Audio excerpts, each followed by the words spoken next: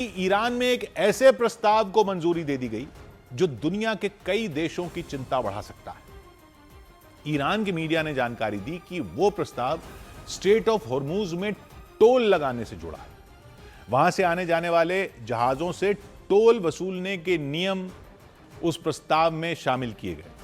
Hormuz गलियारे पर Iran ने जिस दिन पाबंदी लगाई थी उसी दिन से यह चर्चा तेज हो गई थी कि वो वहां टोल सिस्टम लागू कर सकता है, वहां से कमाई कर सकता है। जैसे कुछ हाईवे और सड़कों पर टोल लगा होता है, उन पर चलने वाली गाड़ियों से टोल वसूला जाता है, वो वहां जहाजों से टोल ले सकता है। समंदर में जहाजों पर टोल लगाने की तैयारी कर रहा है, उन जहाजों पर जिन्हें स्ट्रेट ऑफ हॉर्मूज के रास्ते आना जाना पड़ता है। तो ईरान के इस फैसले का असर दुनिया के कई देशों पर पड़ सकता है जो खाड़ी देशों के साथ कारोबार करते हैं, और वहां से तो तेल आता ही है दुनिया का बहुत सारा। जो खाड़ी देशों से तेल खरीदते हैं या गैस वाले जहाज मंगवाते हैं। अमेरिका और इजराइल से युद्ध लड़ रहे ईरान ने स्ट्रेट ऑफ हॉर्मूज पर पिछले कई हफ्तों से कब्जा जमा रखा है, नहीं जाने दे रहा वो जहाजों का निकलना मुश्किल कर दिया है। फारस की खाड़ी को खुले समुद्र से जोड़ने वाला यही एक रास्ता है। खाड़ी देशों तक जाने वाले जहाज इसी रूट से जा सकते हैं, और 33 किलोमीटर चौड़ा है यह हॉर्मूज गलियारा दक्षिणी छोर पर ईरान के, और इस गलियारे के भी दक्षिण में ओमान है। हालांकि स्ट्रेट ऑफ हॉर्मूज पर किसी एक देश का मालिकाना हक नहीं है, वो तो समंदर का स्ट्रेट है। संयुक्त राष्ट्र भी इसे अंतर्राष्ट्रीय जलमार्ग मानता है। दुनिया के सभी देशों के जहाज बिना किसी रोक टोक के आ जा सकते हैं, संयुक्त राष्ट्र भी ये मानता है। लेकिन अमेरिका और इजराइल ने ईरान पर हमला किया तो उसने व्यापार के इस अहम रास्ते पर शिकंजा कस दिया। बात इतने पर खत्म नहीं होती, क्योंकि खबर है कि ईरान ने स्ट्रेट ऑफ हॉर्मूज को अपनी अब कमाई का जरिया बनाने की तैयारी कर ली।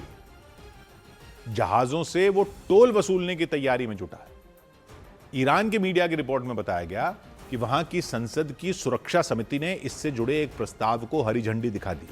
ये समिति ईरान की विदेश नीति और राष्ट्रीय सुरक्षा से जुड़े मामलों पर फैसले लेती है, और उसने हॉर्मूज गलियारे में टोल लगाने से जुड़े प्रस्ताव को मंजूरी दे दी। इसमें अमेरिका और इजराइल पर सख्ती बढ़ाने के भी नियम है। इस बात का जिक्र है प्रस्ताव में कि स्ट्रेट ऑफ हॉर्मूज में अमेरिका और इजराइल के जहाजों पर पूरी तरह प्रतिबंध रहेगा। मतलब ईरान के दुश्मन इजराइल और अमेरिका के जहाज वहां से नहीं जा सकेंगे। उन देशों के जहाजों पर भी रोक लगाने की बात कही गई जिन्होंने ईरान पर किसी तरह का प्रतिबंध लगा रखा है। हॉर्मूज गलियारे में टोल लगाने से जुड़ा यह प्रस्ताव ईरान की संसद की सुरक्षा समिति ने पास किया। हालांकि इसका मतलब यह नहीं हुआ कि ईरान की सरकार अभी से टोल की वसूली शुरू कर देगी, क्योंकि सुरक्षा समिति से मंजूरी मिलने के बाद उस प्रस्ताव पर ईरान की संसद में चर्चा होगी, वहां के सांसद इस पर वोटिंग करेंगे। संसद से भी यह प्रस्ताव पास हो गया तो उसे राष्ट्रपति के पास भेजा जाएगा। राष्ट्रपति की मोहर लगाने के बाद ही टोल की वसूली का रास्ता साफ हो पाएगा। इधर पश्चिम एशिया में छिड़ी जंग के बीच ईरान के कई पत्रकार स्ट्रेट ऑफ हॉर्मूज का जायजा लेने पहुंच गए। इनमें ईरान के सरकारी टीवी चैनल प्रेस टीवी के भी कुछ रिपोर्टर शामिल रहे। इस दौरान उन्होंने वहां से गुजरने वाले जहाजों के कर्मचारियों से बातचीत की, जिसके बाद दावा किया गया कि स्ट्रेट ऑफ हॉर्मूज पूरी तरह से बंद नहीं है, वहां से रोजाना कई जहाज गुजर रहे हैं।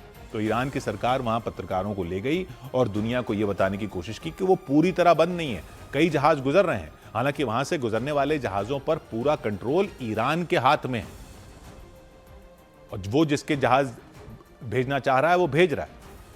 यही पता करने के लिए वो रिपोर्टर स्ट्रेट ऑफ हॉर्मूज का दौरा करने पहुंचे थे। ईरान की सरकार ने दिखाया, उन लोगों ने जंग के बीच वहां के हालात का जायजा लिया। अमेरिका और इजराइल के खिलाफ चल रहे युद्ध के बीच उन रिपोर्टरों ने एक जहाज पर चढ़कर रिपोर्टिंग की। ये तस्वीरें ईरान ने दिखाई और दुनिया को एक तरह से संदेश भेजने की कोशिश की। जिस जहाज पर चढ़कर उन्होंने रिपोर्टिंग की, ये जहाज ईरान का था। Countless vessels carrying oil, gas, other cargo passed here on a daily basis for the benefit of really the entire global economy. But all of that was disrupted by the American and Israeli aggressors.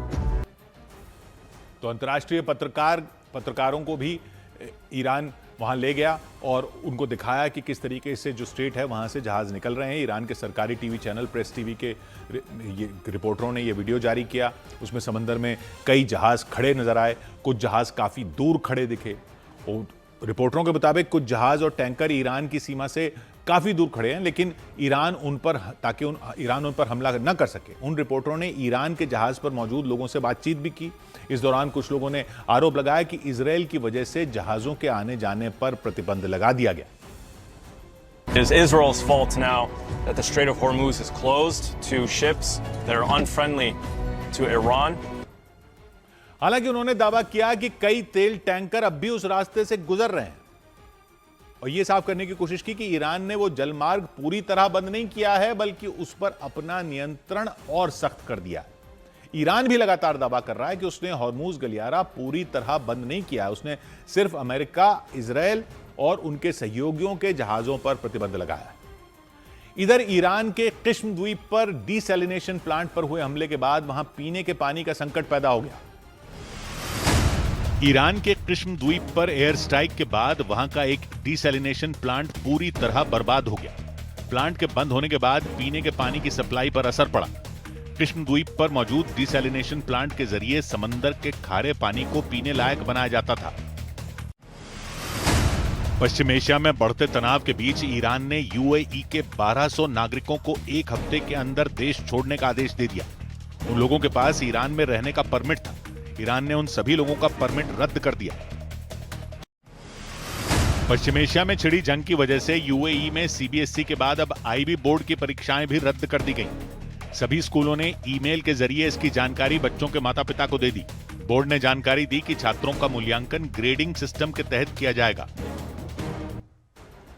उधर Iran के साथ जंग में साथ नहीं मिलने से नाराज अमेरिका सैन्य संगठन नेटो के साथ रिश्ते की फिर से समीक्षा कर सकता है, ऐसा अमेरिका कह रहा है। अमेरिका के विदेश मंत्री मार्को रूबियो ने कहा।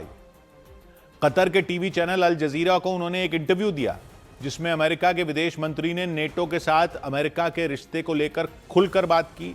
ईरान जंग के दौरान नेटो देशों की भूमिका को उन्होंने बेहद निराशाजनक बताया। मार्को रूबियो का बयान उस वक्त आया जब डोनाल्ड ट्रंप भी नेटो के सदस्य देशों पर अपना गुस्सा निकाल चुके हैं। ट्रंप ने नेटो देशों को कायर और कागजी शेर तक कह दिया था। वॉल स्ट्रीट जर्नल ने बताया कि ट्रंप ईरान के साथ जल्द से जल्द जंग खत्म करने पर विचार कर रहे हैं और वो भी तब जब हॉर्मूज गलियारा पूरी तरह नहीं खुल सका है। जबकि स्ट्रेट ऑफ हॉर्मूज को लेकर ट्रंप ईरान को कई बार धमकी दे चुके हैं, उस पर दबाव बनाया है, लेकिन ट्रंप इस लड़ाई में और उलझना नहीं चाहते, ऐसी रिपोर्ट है।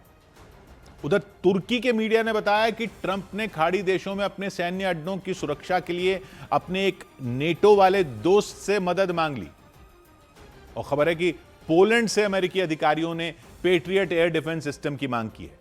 हालांकि इसके लिए अमेरिका ने कोई लिखित मांग नहीं की है, लेकिन इन खबरों के बीच अमेरिका और नेटो के रिश्तों में पड़ी दरार के लगातार बढ़ते जाने की खबरों ने जोर पकड़ लिया, क्योंकि अमेरिका के विदेश मंत्री ने नेटो के साथ अमेरिका के रिश्ते की दोबारा समीक्षा की बात कह दी।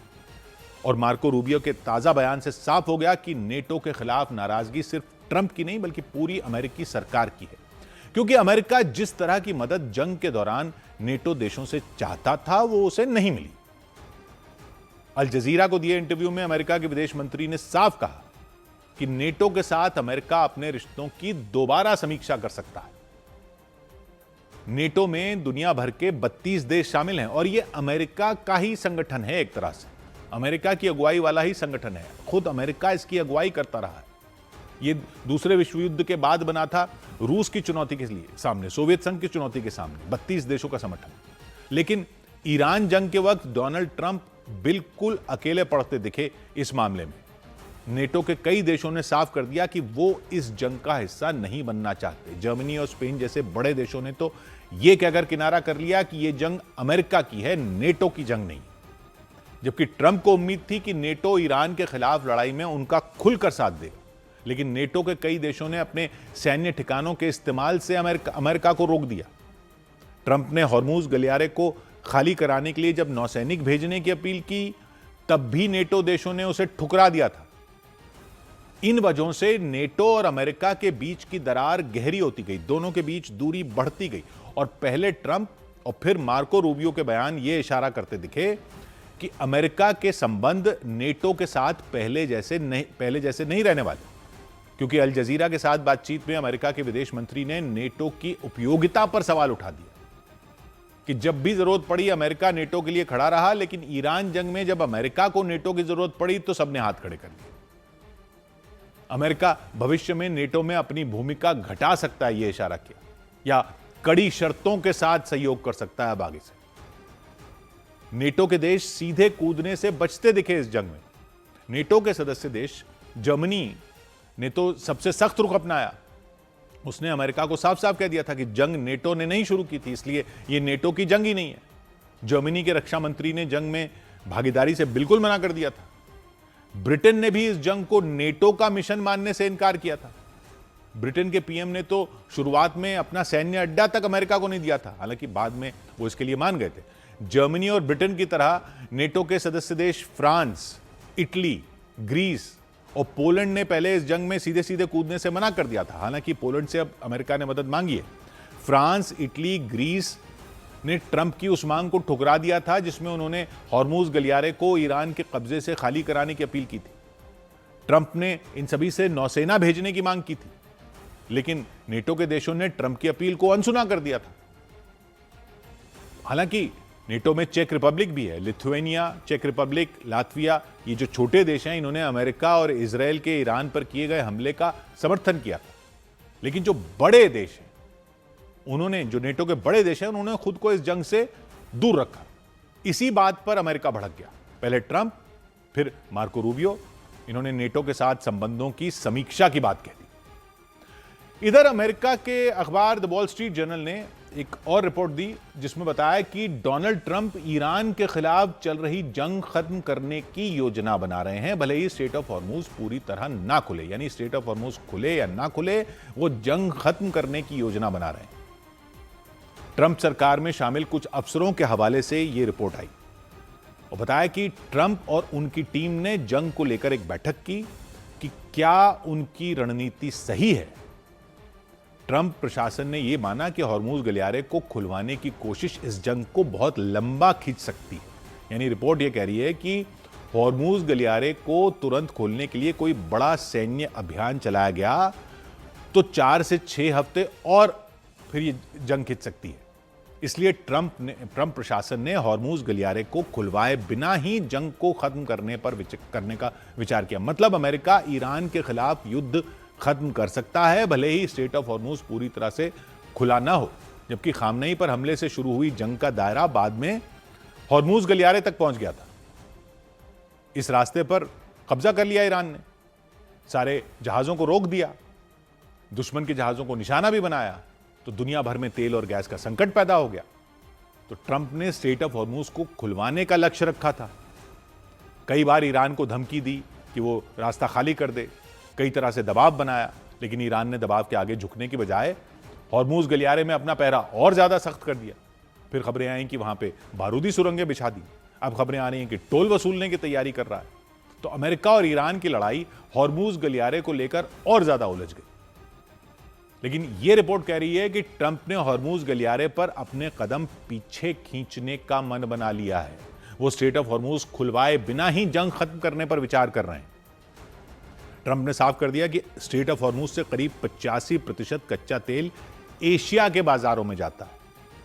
रिपोर्ट यह कहती है कि मीटिंग में ट्रंप ने कहा कि 85% तो एशिया के बाजारों में जाता है, तो इसे फिर से खुलवाने की जिम्मेदारी एशिया के देश लें, यूरोप के देश लें, उनकी होनी चाहिए।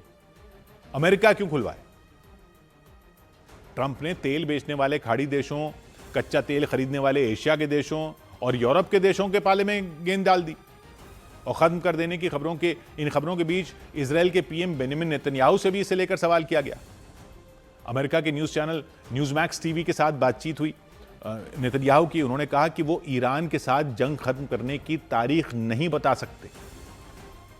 दावा किया कि जो लक्ष्य तय किए गए थे वो उनकी सेना ने हासिल कर लिए हैं। हालांकि ये दावा जरूर किया